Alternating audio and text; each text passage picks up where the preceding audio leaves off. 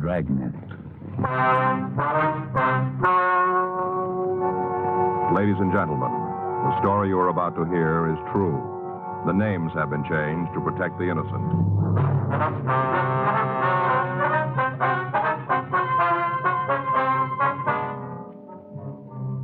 You're a detective sergeant. You're assigned a robbery detail. A gunman has robbed a bank in your city.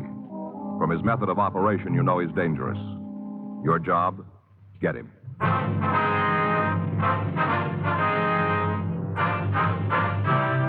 Dragnet, the documented drama of an actual crime. For the next 30 minutes, in cooperation with the Los Angeles Police Department, you will travel step by step on the side of the law through an actual case transcribed from official police files. From beginning to end, from crime to punishment, Dragnet is the story of your police force in action. It was Wednesday, May 4th. It was warm in Los Angeles. We were working the day watch out of robbery detail. My partner's Frank Smith. The boss is Chief of Detectives Thad Brown. My name's Friday. It was 12:36 p.m. when I got the call, and it took me 8 minutes to get back to the city hall. Robbery squad room. That's you, Joe? Yeah. Back here. What's up? Oh, bank job and slugging. We got a rule on. Where? Corner Melrose and Fountain. Anybody else on it? Yeah, J.J. and Murph went out. All right, let's go. All right. Friday, Smith? Yeah, Lieutenant. You two going to cover the bank holdup? Yeah, we're just leaving. Donahoe called in. He's out with J.J. and Murph. Uh-huh. They got it covered out there. Skipper wants you to tag Georgia Street and talk to the guard. See if you can get any information out of him. All right. Okay. What's the name? I haven't got it. There's a uniformed man with him. Old guy's in pretty bad shape. Yeah. When the thief left the bank, the guard tried to stop him. Old man pulled a gun, misfired, pistol whipped the old guard. Mm-hmm. He's in critical condition.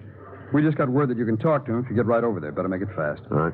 And good luck. Yeah. We got to come up with an identification. We got to get it in a hurry. The guy's still running. Matter of time before somebody gets in his way. Yeah. We can't count on it next time. The gun jamming.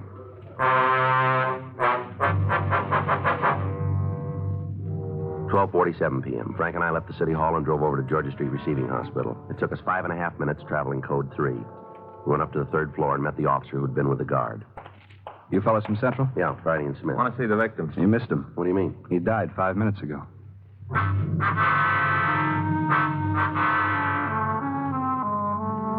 We checked with the doctor in attendance and found that the victim had said nothing to aid in identifying the suspect.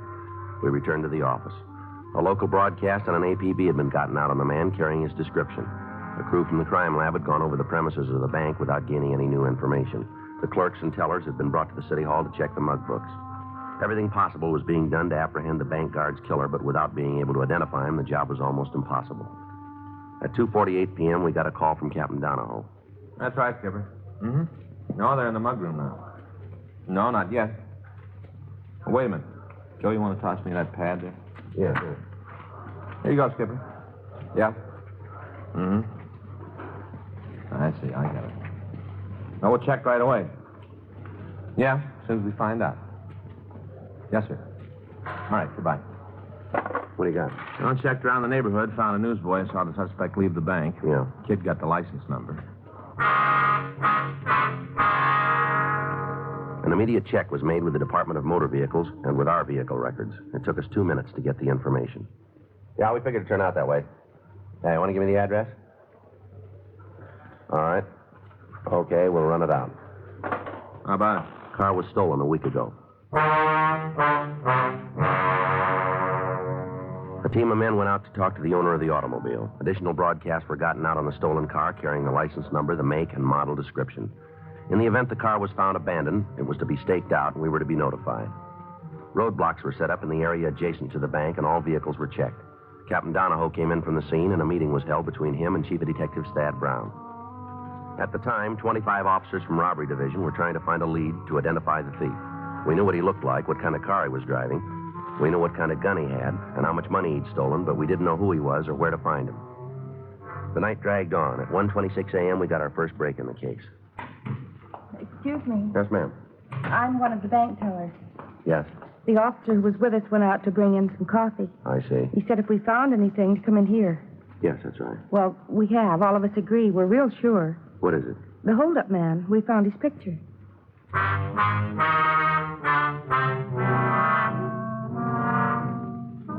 The suspect was identified as Thomas Bud Carey, WMA, 26 years. According to his package, he'd been arrested the first time when he was 16. He'd served a total of 5.5 years in state institutions. We checked with Fred Galloway of the Adult Authority and found that there was an outstanding warrant on Carey for parole violation. Additional broadcasts were gotten out carrying his name and description. Officers in the field were notified of the latest developments. While other teams of men covered Carey's known hangouts and friends, Frank and I left the office and drove out to see his mother. She lived in a rundown apartment house on the east side of town. The building was dark when we got there. Yeah, here it is, number 5.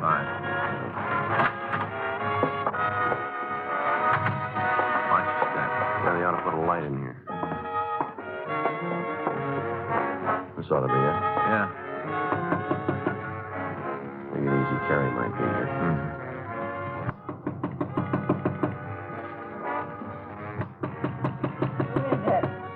Open up. What do you want? Police officers, we want to talk to you.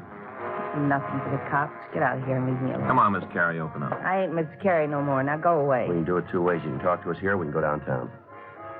What's it about? Your son. On in. Where's he going? We want to check. For what? There ain't nothing here. One lousy room. That's it. We can see. It's the kitchen. Better take a look in the stove. Might be something there.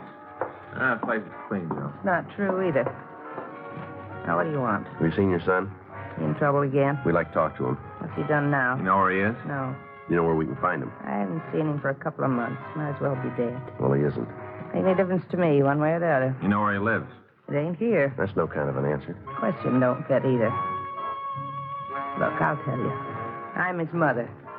Long time ago, gave him to the world. I've had trouble ever since. Gallagher again. I'll sleep with the radio on. Lady, you got any idea where we can find your son? No, You got any close friends? maybe. If he has, I don't know. How about girls? What about him? Has your son got one? Last time I saw him, he had a couple. Both of them married. Same as always. He couldn't do anything the easy way. If it wasn't a problem, he'd make one. Yeah. Is there any place he'd go if he was in trouble? What kind? Ma'am? What kind of trouble? What's he done this time? It'd be better if we talked to him about it. Yeah, always that way. Talk to him. Don't do any good. I tried for a lot of years. Didn't do no good. You know why? What's that? You know why it don't do no good? Go ahead. Because he don't listen. You can stand right in front of him and scream the top of your head right off, and he don't hear you. Is that right? When he was little, first time I caught him stealing, I talked. All day and all night for a week, I talked. He stood there and looked at me. When it was over, you know what he did? You know? No, ma'am. He did it again. Every time he turned around, he stole something. I tried it all. Beatings, yelling, all of it. I tried it all. His father walked out when Bud was 6 and left us by ourselves. I did everything I could to bring him up right. Read the books, saw the minister. Even had the relief people talk to him. He just wouldn't listen. Yeah. That time when he was 16, when they first picked him up, I thought that might do it. You know, being in jail, judge in the court. Oh, I prayed it'd work and he'd change. Yeah. Didn't. A couple of days later, he was right back. You tell his probation officers about it?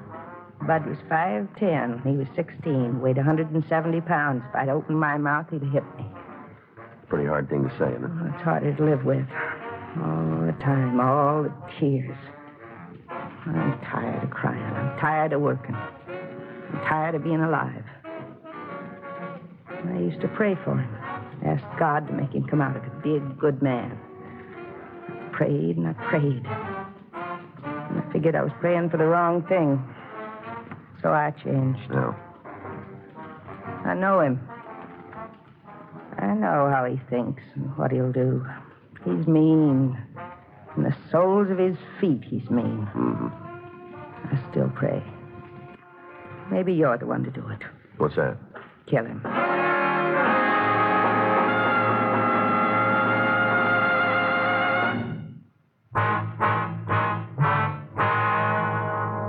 Frank Frank and I arranged for a stakeout on the building, then we drove back to City Hall. Captain Donahoe and Chief Brown were directing the search from the robbery office. The morning papers had carried the story, and we were receiving calls from citizens who'd seen Carey. From the report, it was believed he'd gotten out of the blockade area, and he was heading for the San Fernando Valley. Roadblocks were thrown up on streets leading off the freeway, and additional men were called in from the Valley Division to aid us in the search. 7:42 a.m. It had been 19 hours since Carey had held up the bank. In that time, the entire facilities of the police department had been devoted to his capture. Lieutenant Dave Terry from the sheriff's office had joined Captain Donahoe and was coordinating their activities with ours. 7:45 a.m. Frank got back with some hot coffee. Anything new? No, got a report Carey was seen at the Vineland cutoff. Check out. Don't know yet. And I got some coffee for you, George. Oh, thanks. Anything happen? Yeah, we got him pinned down. Where? Valley. A lot of ground. Well, we just got a call.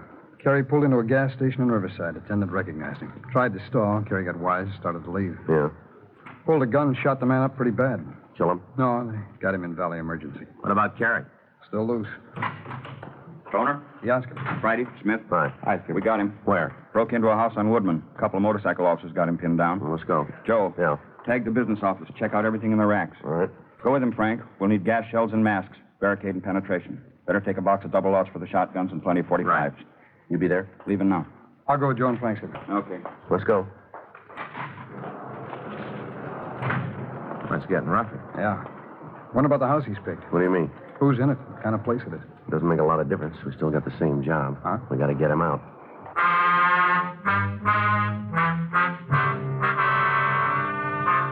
We left the city hall and drove out to the valley, code 3. By the time we'd gotten there, several other officers from Central Robbery and the Valley Division were on the scene. We talked with Sergeant Pat Murphy of our office. What do you know about the place? 6 rooms. Here, let me lay out for you. Got a pencil? I got a pen here. Oh, thanks. All right, now, the house is built in the shape of a U. Mm-hmm. The living room runs along the front, the dining room here on the corner. Here? Yeah. Now, the kitchen is here, and here's a back door. Any cover there? Officers are found him while watching it. Yeah. There's a closet here off a service porch. Go on. On the other side, there's a bedroom here, door, the bath, and another bedroom. Just the 2 doors. Yeah, the front and the one off the kitchen. Mm-hmm. Where'd you get this layout? I talked to the woman next door. She's a friend of the family, owns the place, been inside a lot. Mm-hmm. Where are they? With the family? Yeah. We're not sure. Her neighbor says she thinks they're all out, and the man goes to work at 6. Woman usually drives the kid to school about 7:30. Who put out the call?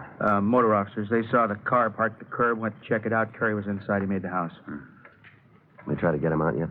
No, they weren't sure he was alone. How'd you do? Well, we got here right after they did.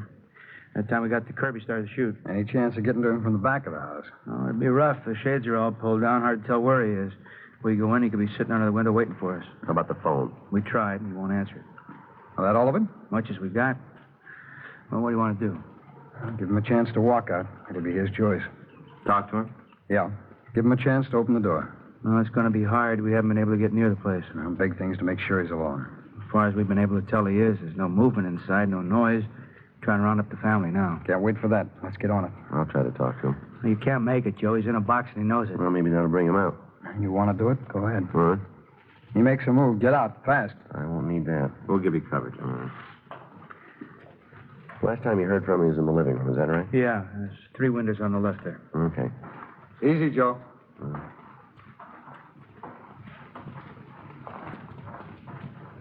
Carrie? Carrie? Carrie. Come on, Carrie. You can't sit in there forever. Play it smart. Walk outside and it'll be all right. Don't cause any more trouble now. How about it? Carrie? You're making it rougher on yourself. Come on out, Carrie. You can't win. You know that. Go! Get out of there!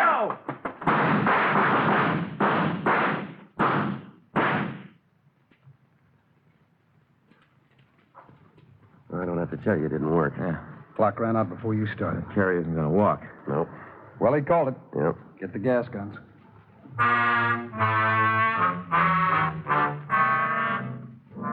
The people living across the street and on each side of the house were asked to leave their homes in the event there would be any more shooting. The riot guns were brought from the car and they were loaded with penetration gas shells. Because of the physical layout of the house, it was decided to shoot into the rear of the building and try to drive the suspect toward the front of the place. Officer Murphy, along with Lieutenant Stoner, went back to the alley that ran along the rear of the property. The two uniformed men covered the sides of the house, and Frank and I took up our stations in front of the building. 9:14 a.m. How's the time? Well, they ought to be in position. Mm-hmm. You all set on that gun? Yeah. You think you'll give up? I don't know. Flip a coin. Ought to be laying it in now pretty quick. There it goes. The way the house is divided, he could close the doors to the back rooms and keep us going for a while. We still have an idea where he is in the house. Yeah. They're sure pouring it in. Yeah. That's lousy stuff. Tear gas. Lousy. Still remember it from the academy. Frank. Front window. See it? No, where? Shade was pulled back. I think I saw something. Was it Carrie? Get to Stoner. Tell him to hold the gun. Yeah. There's a woman in there with him.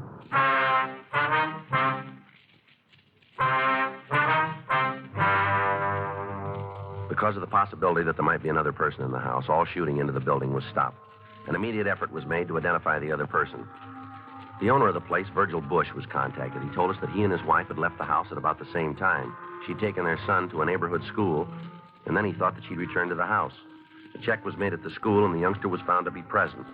From all indications, Mrs. Bush was in the house with Carrie and was being held a hostage. 10:56 a.m. We met with Captain Donahoe and Lieutenant Stoner. Any chance you were wrong, Joe? No, I don't think so. Right after the guns went off, I thought I saw the woman at the front window. Looked like she was trying to get out. Mm-hmm. What do you want to do now, Skipper? Not much left. The woman's got to get out of there before we can go in after Carrie. Best way to do that's go in after her. Yeah. What about using triple chasers? Might work. If we go in the back way, we can drive Carrie toward the living room. Yeah, but what if he takes the woman with him? Keep him busy enough, and he won't.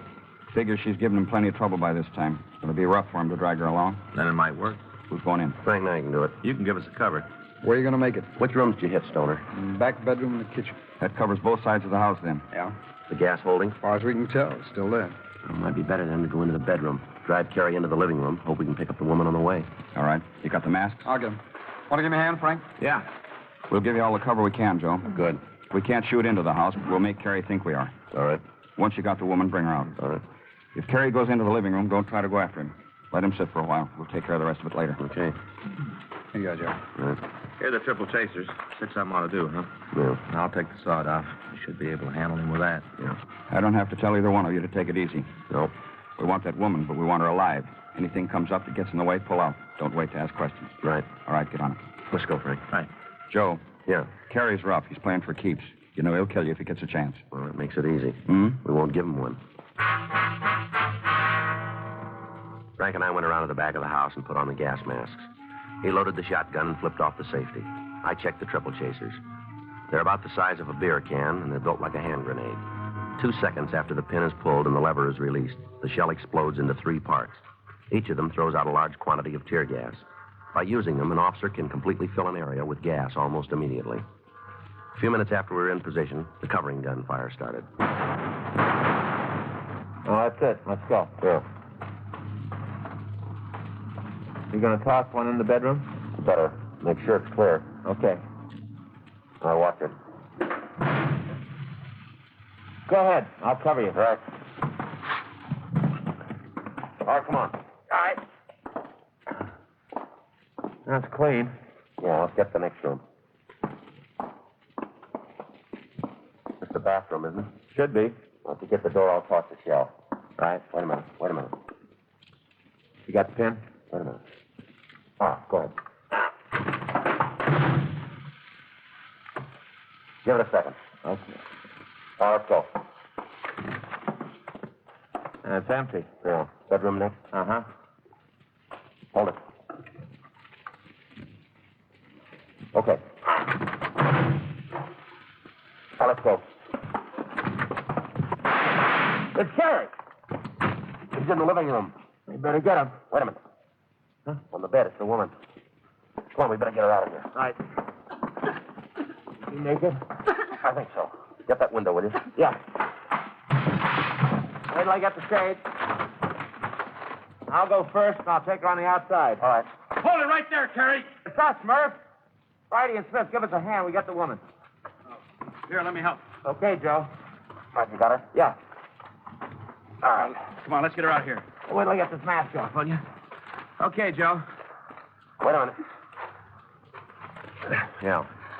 How's the woman? Well, she seems to be all right. Want to give me a hand getting this tape off? Yeah. Thank God you made it. I thought he was going to kill me.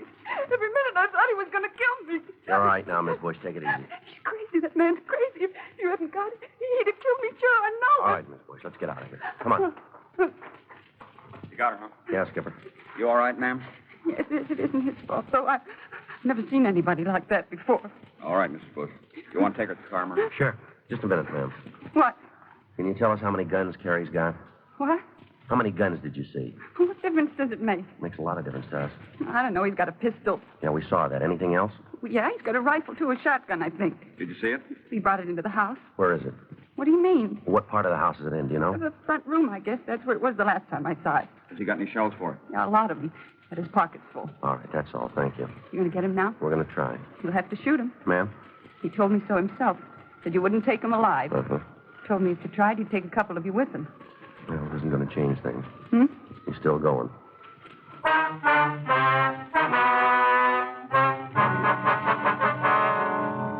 Miss Bush was taken to one of the neighborhood houses, and we got ready to take the suspect into custody. The house was completely surrounded. All of the doors and windows were covered. Each man was instructed to shoot to kill in the event Carrie tried to escape or made any effort to fire into the crowd. In a last attempt to get him out of the house without additional bloodshed, the bullhorn was brought from the car, and we tried to talk to him. Here you are, Joe. All right. Tell him this is the last time around, Joe. We're through playing games. All right. Carrie? Carrie, give it up.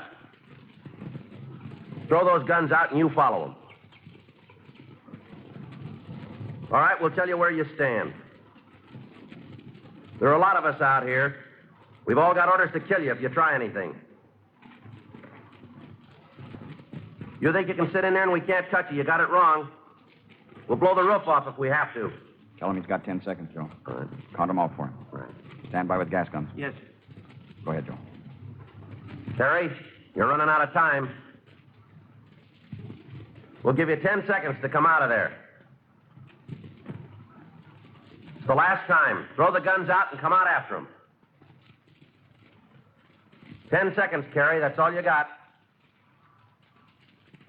9, 8, 7, 6, 5, 4, 3, 2. That's all you got. Time's up. All right, throw him in. Cover that front porch. Here's a machine gun, Joe. I got it. Must have good lungs. Yeah. Toss some more in. Got to come out pretty quick. Yeah. There he is. Got that shotgun.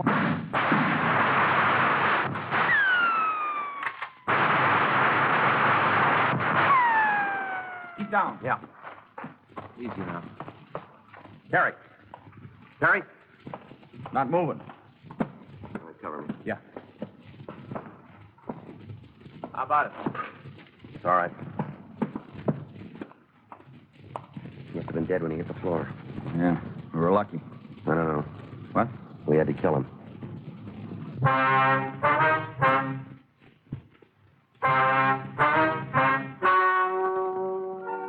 The story you have just heard is true. The names were changed to protect the innocent. On Monday, May 9th, an inquest was held in the coroner's office in and for the county of Los Angeles, state of California.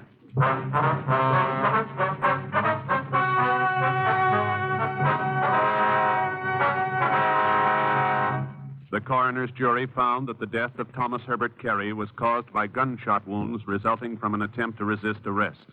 The officers were absolved from blame. Dragnet. The story of your police force in action is a presentation of the United States Armed Forces Radio Service.